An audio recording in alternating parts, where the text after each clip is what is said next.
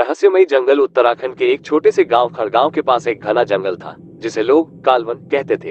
ये जंगल इतना डरावना और रहस्यमयी था कि सूरज डूबने के बाद कोई भी वहां जाने की हिम्मत नहीं करता था। गांव वालों का मानना था कि उस जंगल में आत्माओं का वास है। कई लोग जो वहां गए वापस कभी नहीं लौटे।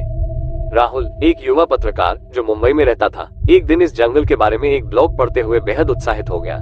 उसे लगा कि अगर वो इस जंगल पर एक डॉक्यूमेंट्री बनाए तो वो फेमस हो सकता है। वो अपने दो दोस्तों विक्रम और नेहा के साथ कैमरा, टेंट और जरूरी सामान लेकर खड़गांव पहुंच गया। जंगल की पहली रात गांव वालों ने बहुत मना किया, लेकिन राहुल की टीम ने ठान लिया था कि वे कालवन के रहस्य को उजागर करके ही रहेंगे। उन्होंने जंगल के किनारे पर टेंट लगाया और कैमरे सेट किए। रात होते ही अजीब अजीब आवाजें आने लगी, जैसे कोई किसी पुराने मंदिर में मंत्रोच्चार कर रहा हो, पेड़ की शाखाएं आपस में टकरा रही हो और दूर से किसी औरत के रोने की आवाज आ रही हो। नेहा डर गई और वापस चलने की जिद करने लगी, लेकिन राहुल ने उसे शांत किया। रात करीब 2 बजे विक्रम ने देखा कि टेंट के बाहर कोई परछाई घूम रही है। उसने राहुल को जगाया और दोनों बाहर निकले, लेकिन वहां कोई नहीं था। तभी अचानक कैमरा अपने आप चालू हो गया और उसमें कुछ रिकॉर्ड होने लगा।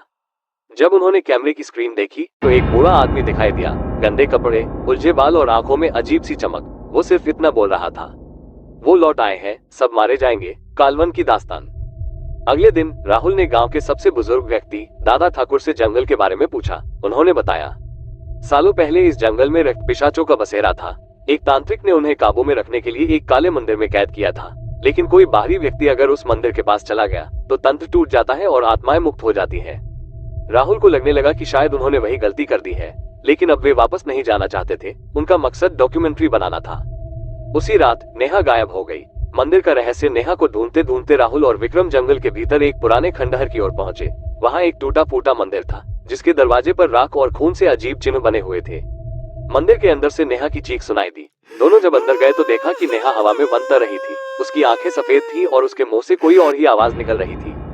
एक गहरी भारी आवाज आई, अब तुम भी हमारे हो। तभी अचानक विक्रम की गर्दन अपने आप मुड़ गई और वह वहीं गिर पड़ा। राहुल चीखता हुआ भागा, लेकिन जंगल में रास्ता भूल गया। भागने की आखिरी कोशिश राहुल ने किसी तरह कैमरा उठाया और भागते भागते एक पेड़ के पीछे छिप गया। उसके कैमरे में साफ दिख रहा था, विक्रम अब इंसान नहीं रहा था। उसकी आंखें लाल थी, नाखून नुकीले और शरीर काला पड़ चुका था। नेहा अब एक तांत्रिक की तरह मंत्र बुदबुदा रही थी और हवा में उड़ रही थी। राहुल ने मोबाइल निकाला, पर कोई नेटवर्क नहीं था।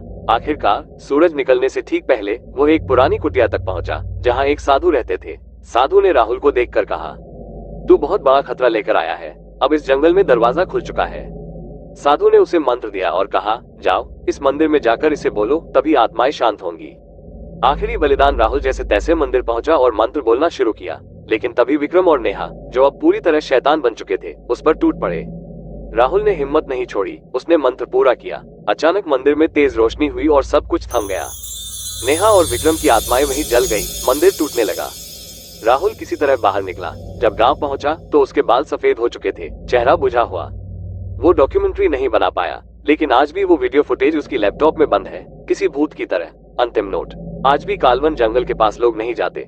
राहुल कभी कभी अकेले उस जंगल की ओर देखते हुए बस इतना कहता है, वो अभी भी वहीं है, बस सो रहे हैं। जाग गए तो? इस कहानी का अगला भाग देखने के लिए चैनल को सब्सक्राइब करें और वीडियो को लाइक शेयर करें। कमेंट में बताएं कि आपको ये कहानी कैसी लगी। जय श्री राधे कृष्णा।